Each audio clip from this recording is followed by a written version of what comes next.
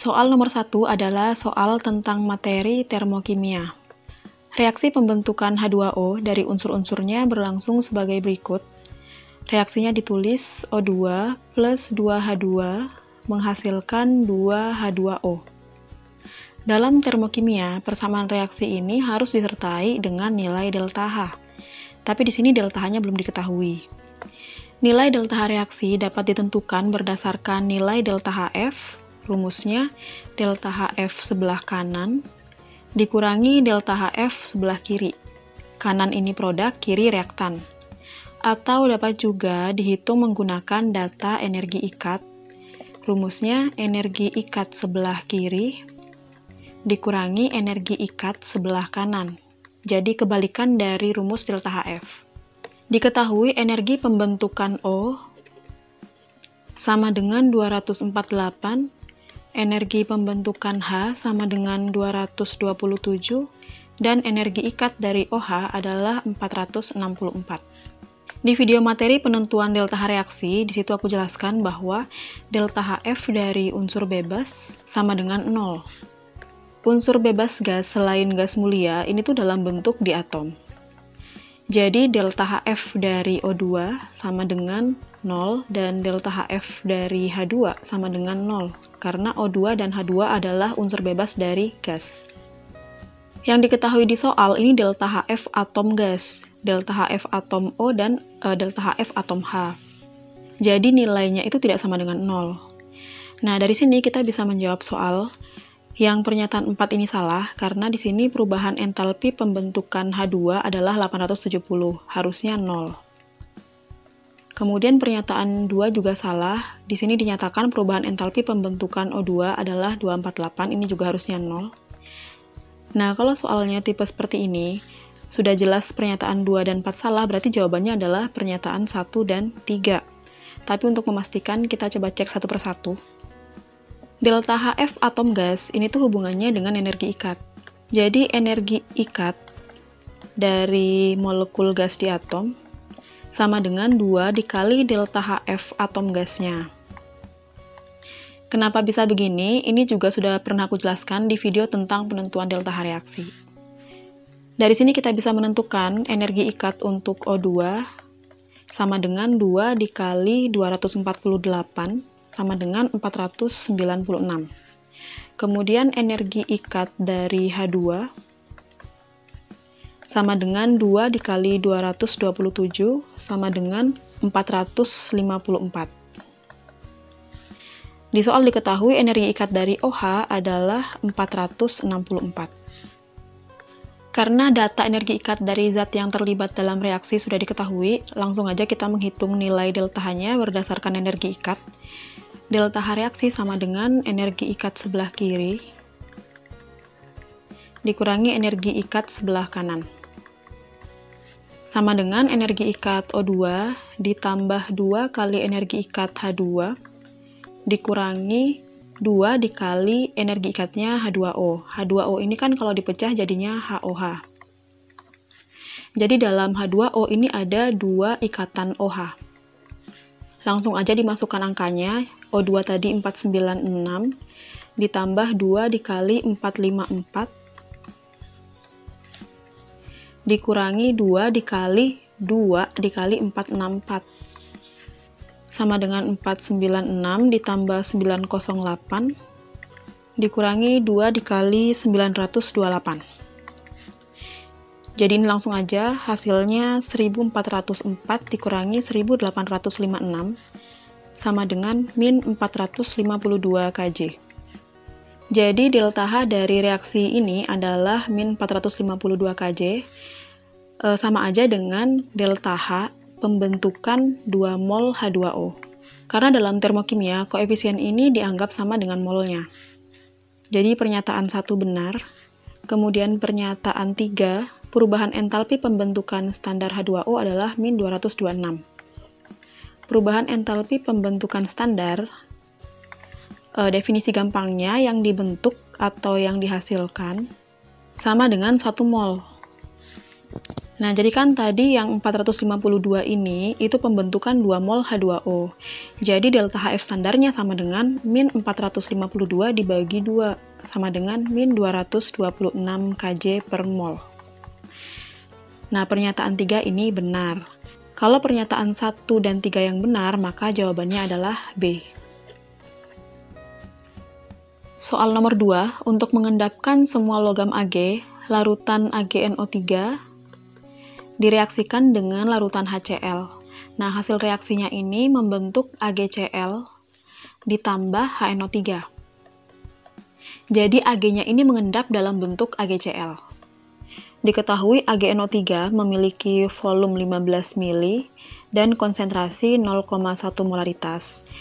Sehingga molnya AgNO3 sebanyak 1,5 milimol. Kemudian HCl di sini sebanyak 20 mili, 0,2 molaritas. Jadi molnya 20 kali 0,2 sama dengan 4 milimol. Langsung aja ditulis mula-mula reaksi sisa. AgNO3 mula-mula 1,5 milimol, kemudian HCl mula-mulanya 4 milimol. Untuk produk ini belum terbentuk. Nah, karena jumlah AgNO3 ini lebih sedikit, maka AgNO3 bertindak sebagai reaksi pembatas. Reaksi pembatas itu kan habis bereaksi, jadi ini yang bereaksi 1,5.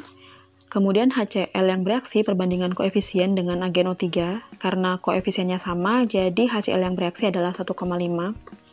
AgCl dalam reaksi juga 1,5, dan HNO3 dalam reaksi juga 1,5. Di akhir reaksi, AgNO3-nya habis, HCl tersisa 2,5 milimol, AgCl yang terbentuk 1,5 milimol, dan HNO3 yang terbentuk 1,5 milimol. Karena AgCl-nya mengendap, berarti AgCl ini tidak terdapat dalam larutan. Yang terdapat dalam larutan adalah HCl dan HNO3, yang keduanya bersifat asam. Nah, untuk menetralkan larutan yang bersifat asam ini, diperlukan larutan NaOH, yang memiliki konsentrasi 0,1 molaritas, tapi volumenya belum diketahui, jadi dianggap aja volumenya X mililiter. Untuk menentukan volume NaOH yang digunakan untuk menetralkan larutan asamnya, kita bisa menggunakan rumus penetralan. Mol asam dikali valensi sama dengan mol basa dikali valensi. Karena di sini asamnya ada 2, berarti mol asam kali valensinya dijumlah.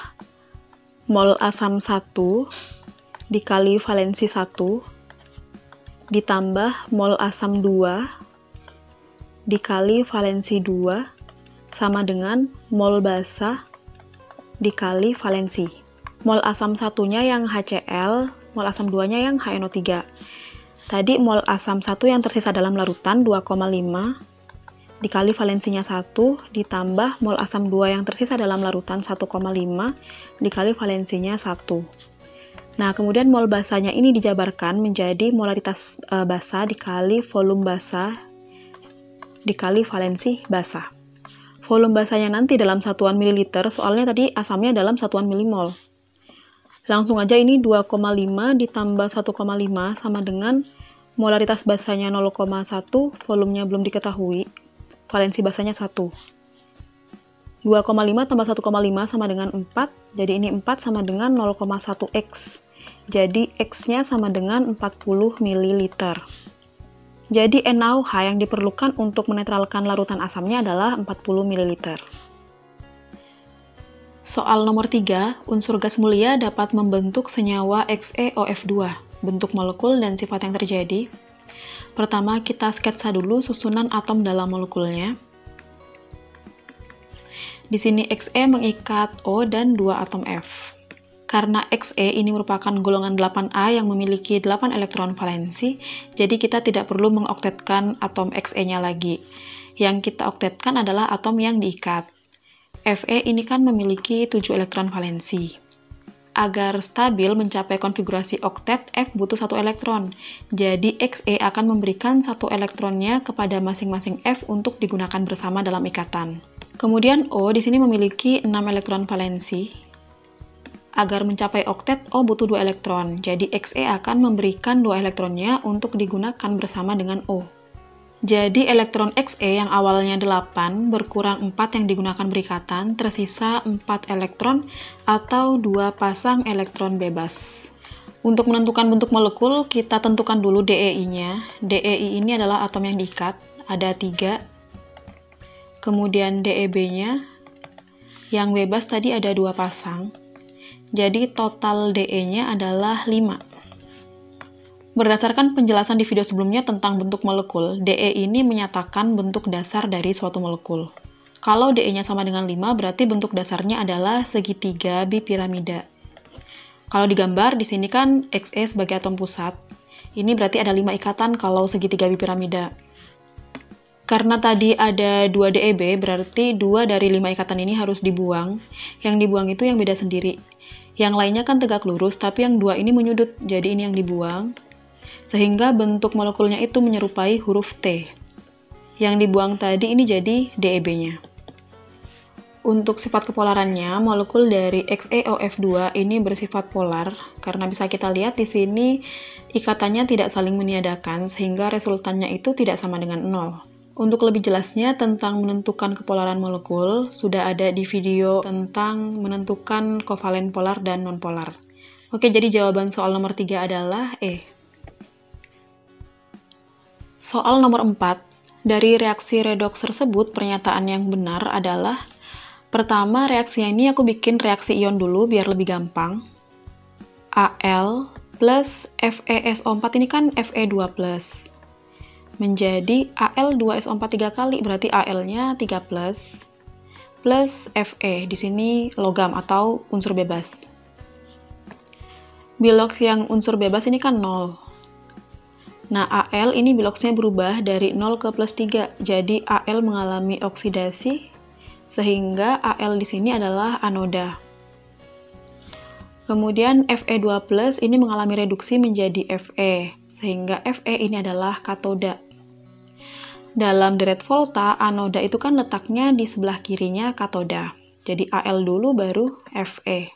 Yang ada di deret volta itu logamnya, bukan ionnya. Jadi kalau cara cepatnya bisa kita coret aja ionnya, kemudian lihat urutannya. Nah, di sini kan Al di sebelah kiri, kemudian Fe di sebelah kanan.